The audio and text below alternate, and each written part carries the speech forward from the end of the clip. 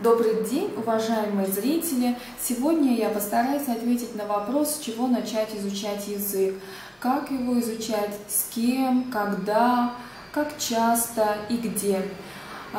Меня зовут Лейсан Габдуллина, я являюсь учителем английского, татарского языков. Я знаю 3 языка. Татарский мой родной, русский и английский являются для меня иностранными. Данное видео не означает, что нужно делать именно так, как я скажу. Я просто-напросто высказываю свое субъективное мнение, как я сама изучала, какой у меня был опыт изучения языков. Как изучать язык? Вы можете изучать язык самостоятельно, но в моем случае это не сработало. Не получается изучать язык самостоятельно, потому что некому контролировать, допустим, если слова учить,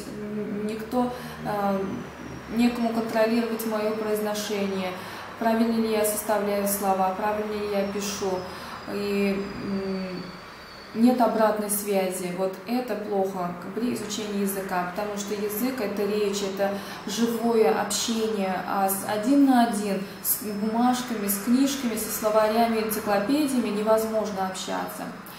Второй вариант. Вы можете нанять репетитора. Хорошо, вот этот вариант действует для тех, кто уже изучает язык, допустим, являясь учениками в школе, они имеют по 3-4 занятия в неделю, и заниматься репетитором им очень даже полезно для того, чтобы закрепить школьную программу и еще получить что-то дополнительное, новое от репетитора. Дальше вы можете изучать язык, записавшись на курсы. В курсах будут около 5-6, иногда 7 до 10 доходят людей, такие же, которые хотят изучать язык. Но здесь много зависит от преподавателя. Сможет ли преподаватель найти подход в вашей группе? Сможет ли организовать эффективную работу между членами этой группы? Это все зависит от преподавателя. Эффективность будет зависеть именно от этого. Также, если это языковой курс, есть такой минус в том, что, допустим, если собирается группа, и группа из взрослых людей, которые являются рабочими, допустим, или врачи, или кто-то, и у них очень мало времени, и они вот свое сокровенное время находят и приходят на эти курсы, и иногда даже бывает, что пропускают. И вот это очень вредно, когда формируется определенный круг людей, которые начинают изучать язык, и половина из них в итоге потом отсеивается, и уже твой напарник, допустим, не приходит, и уже не с кем даже общаться, и кто ходит, кто не ходит. Потом приходят те, кто уже, допустим, 5 дней не был, 5 недель не присутствовал, ему нужно с нуля все объяснять. И в итоге получается такое, что вот пришел, ушел, такого эффекта, как при изучении в университетах, допустим, ты с 1-го курса садишься с этой группой, занимаешься, и так до 5-го курса вы вместе идете рука об руку, плечо к плечу, и изучаете этот язык. Плавно перешла уже к следующему методу изучения языка в языковой среде, в языковом учебном заведении. Может, это университет, может, техникум. Здесь уже идут как профессионалы, обучают вас преподаватели, профессора. У вас будет группа, которая сформировалась, и так она будет практически не меняться до конца. Может 1-2 человека уйти куда-то там академически или что-то взять, но группа идет в основном до конца. И у вас много шансов на то, что вы будете знать язык. Но какие минусы? Это огромное количество времени. Около, допустим, если в университет поступать, это 5 лет, это каждый день. Нужно только этими заниматься, потому что они обучают преподавателей языков. А если вы не хотите быть преподавателем языка, но для себя хотите знать, то уж вы будете изучать свой предмет в другом университете, а это уже, как получается, вам не подходит.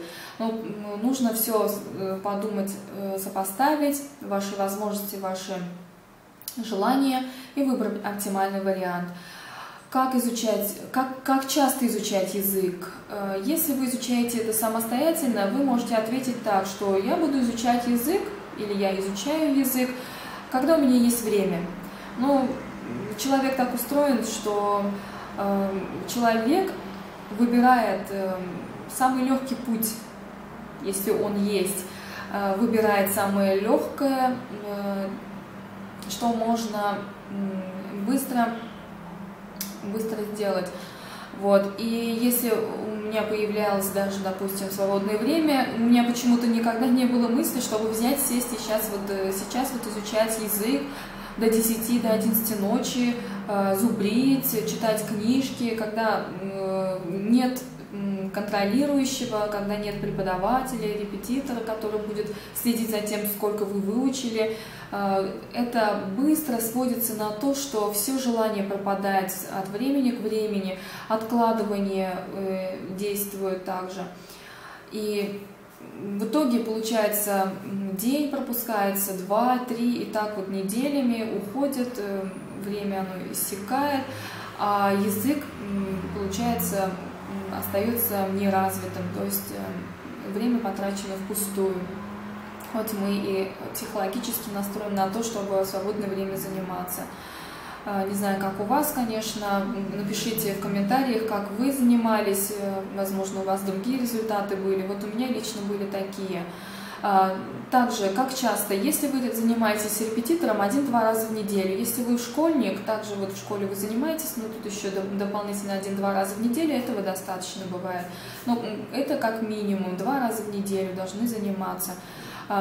Если вы учитесь в университете или в языковом вузе, вы изучаете уже язык более часто. Мы, допустим, изучали в день по 3 занятия, спаренных занятия английского языка. Получается, это у нас 6 часов английского, 3 пары были в день.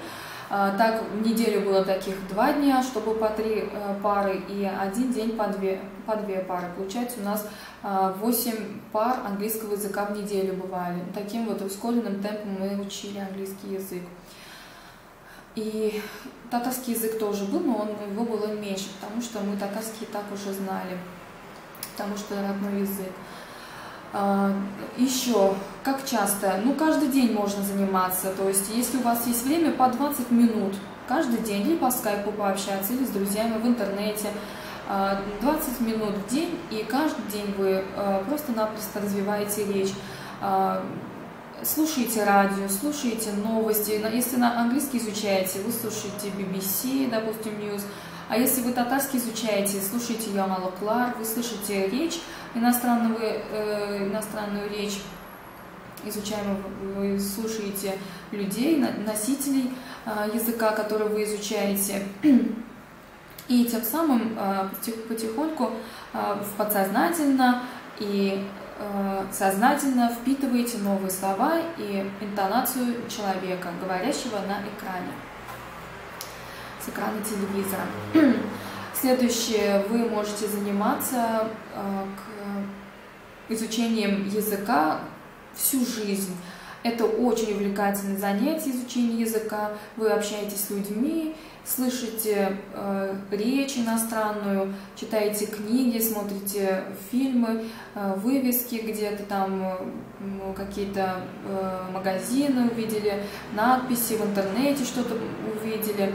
И тем самым вы обогащаетесь с каждым днем и становитесь богаче и богаче в изучении этого языка иностранного. Следующий вопрос – это с кем изучать язык. Вы можете, как я сказала, с репетитором изучать язык. Репетиторы могут быть и на дому, могут по скайпу заниматься с вами, с носителями языка. Вот хотела бы более подробно об этом рассказать. У меня знакомая, она изучала, вот буквально недавно мы с ней общались, месяц уже с носителями языка.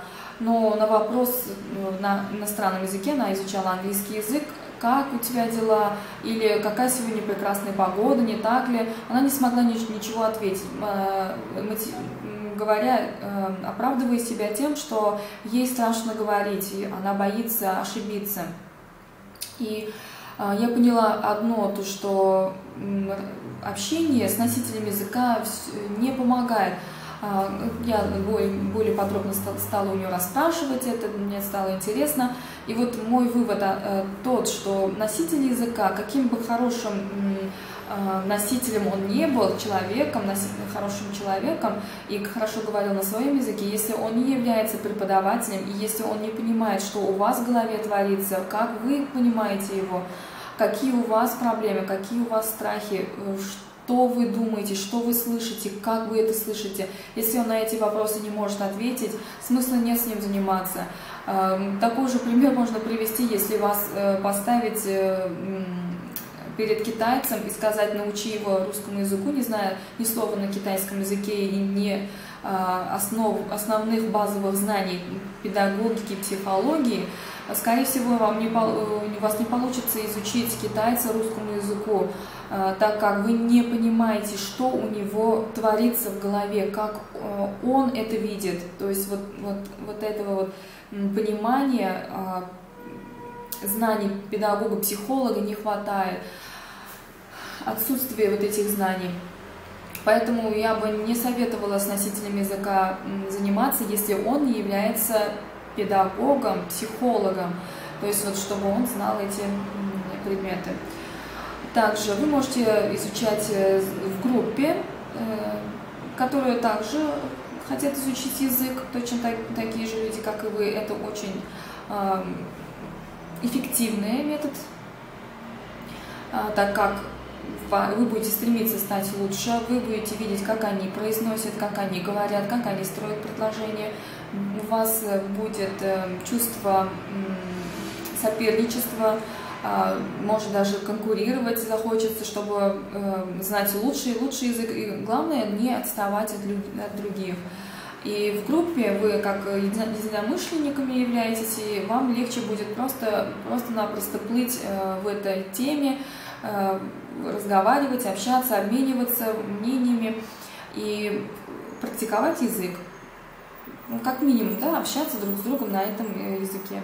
С кем еще можно? Если у вас есть друзья, которые являются носителями, или они знают хорошо тот язык, который вы изучаете, просто можно с ними общаться в процессе обычной жизненной обстановки, разговора. Вы можете включиться в него и блеснуть своим умом, знанием, поучиться у того человека и в такой непосредственной живой беседе развивать вашу речь.